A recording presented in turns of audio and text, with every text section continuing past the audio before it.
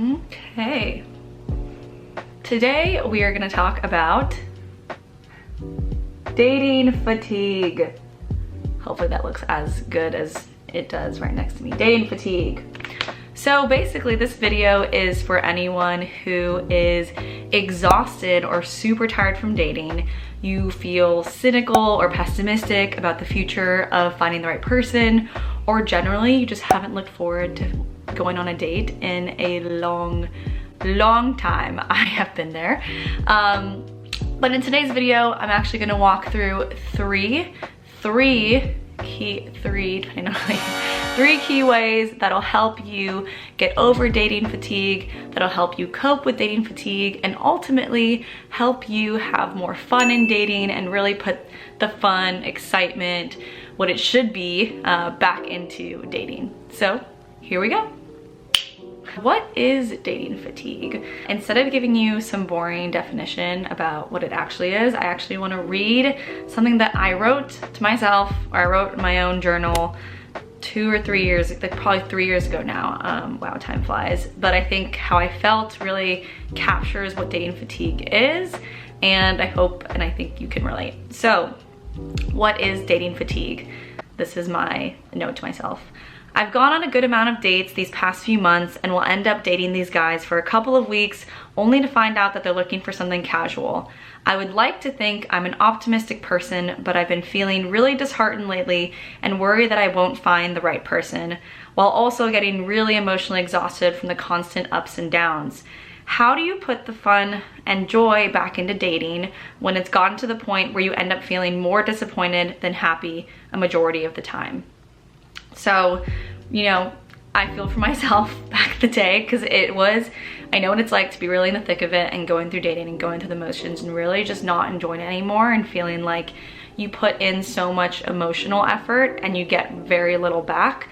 So over the past 2 or 3 years, I really learned a lot in regards to how to have more fun in dating. I ended up being with someone more longer term, and I want to share those tips with you. So let's go.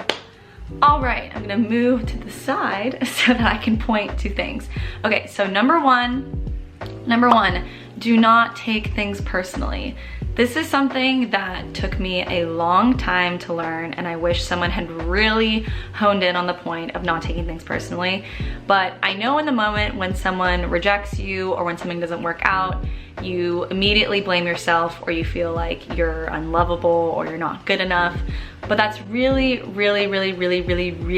not true. You guys are just not a match. And I know that sounds so plain and you're like, how can I use that to help myself? But really think about it. There are so many people who are not a match for you. I was gonna say there are some people who are not a match for you, but the realistic or the reality is that a majority of people are not a match for you, and that's okay. It's not a reflection of you. It's just a reflection of the fact that that person at this moment in time is not your greatest match, and that's fine. And actually see it as a blessing, because why would you want to be with someone who is not interested in being with you? Know your worth, know your value, and know that you are amazing just as you are, and that the right person would stay and wouldn't leave.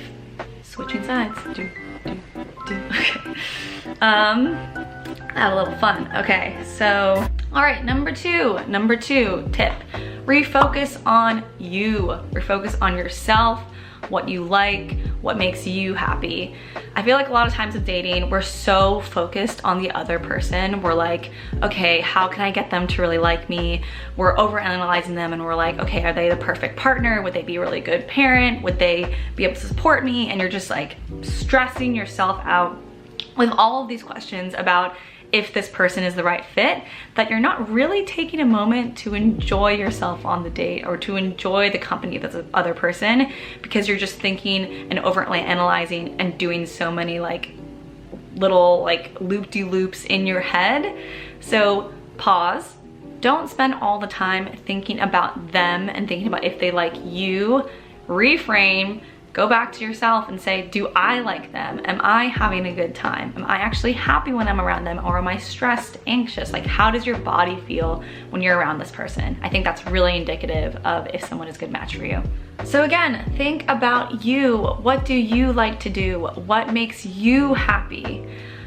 This is some harsh truth, but I'm just gonna tell it to you. But no one wants to date someone who is super unhappy or who is like spewing desperate energy of like wanting this to work out. And trust me, I've been that person who is just like really wanting something to work out and trying to control the whole situation and make it work in my favor. But that ended up really repelling a lot of people, and I think it's an energy that people can tell right off the bat. Instead, you want to radiate good energy. You want to show people that you're really happy with or without that person, and of course, having them in your life would complement the happiness that you already have, but you don't need them to be happy. I think that's the key part, is you need to be happy on your own. You don't need to need this person. Instead, they're a complement to your life versus the focal point of your entire life. No, right now it doesn't really make sense, or it kind of sounds like a cliche, but trust me, you really, really do need to be happy on your own before you can find a partner. And the classic saying is, once you're happy on your own, then the partner will appear. It's law, it's facts, I believe it, I now get it. Trust me, just focus on being happy on your own. And I think a really good way to put a spin on dating is, let's say you really love trying new restaurants, then pick a restaurant for your date that you haven't been to that you wanted to explore for a while. Take action. Another one is, if you really like the outdoors and if you really like being active, go on a hike for a date, or pick a park that you can like move around in. Like, you have the power to decide what you do on these dates so that they don't have to feel redundant, or they don't have to feel boring, or like you're just always going to a bar or the same spot every week and just interchanging the people. Change it up with what you want to do and flip the script and make the date fun for you, regardless of if that person is a friend or if it's a new person you're actually trying to date. Number three. Number three, the most important one, the one that I really hope you'll take away if you don't take away any of the others, although you really should listen to all three. It's a game changer to have all three. But that was kind of mumbling, sorry. Number three, know when to walk away and know your worth. I know I talked about knowing your worth earlier, but I really do think that this is such an important point that I want you to listen to. There were many guys that I stayed with because I just thought being with someone was better than not being with anyone. And I would just stay with people who I actually didn't feel the best around, or I was constantly stressed or anxious about, are they gonna text me? Are they gonna call? Are we gonna have a date next week? And it was actually more of an emotional roller coaster than it was steady. And I think a lot of times people feel like the anxiety is butterflies, but really it's just your body telling you that you're not a match. And I hope you know that you are so incredible just the way you are. You have so much to offer, and please do yourself a favor by not staying with the wrong people or the wrong person, because the truth of the fact is, the longer you stay with the wrong person, the longer it's gonna take for you to find the right one, or even worst case scenario, you end up staying with the wrong person, and that really pans out poorly later down the road. So know your worth, gut check your feelings, gut check how you feel when you're in a relationship or when you're dating someone, and really, again, refocus on you.